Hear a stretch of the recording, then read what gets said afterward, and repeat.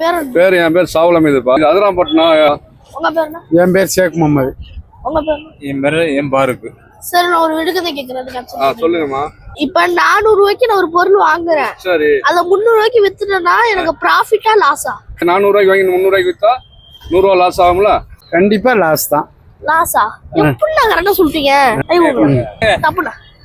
எப்படி எப்படி எப்படி எப்படி எப்படி எப்படி எதுக்கு இத்தனை எப்படி இல்ல எப்படிப்பா எதுக்கு இவ்வளவு சத்தமா எப்படி அப்படி ஏதோ ஒரு பொருள் வாங்குறேன் 400 ரூபாய்க்கு, ஆனா அது 300 ரூபாய்க்கு வித்துட்டா எனக்கு ப்ராஃபிட்டா லாஸா? லாஸ் தான். லாஸா? நீங்க சொல்லுங்கண்ணா. சரி, நான் செவனே தானா போய்க்கிருந்தேன். யாரு வம்பு தும்புக்காச்சும் போனனா? லாஸா? 400 ரூபாய்க்கு வித்தாங்க, 300 ரூபாய்க்கு வித்தா லாஸ் தான். 100 ரூபா லாஸ் ஆகும். நான் சொல்ற கொஸ்டின் நல்லா புரிஞ்சுக்கங்க. 400 ரூபாய்க்கு ஒரு பொருள் வாங்குறேன், சரி, அத 300 ரூபாய்க்கு வித்துட்டா எனக்கு ப்ராஃபிட்டா லாஸா? ப்ராஃபிட்டா?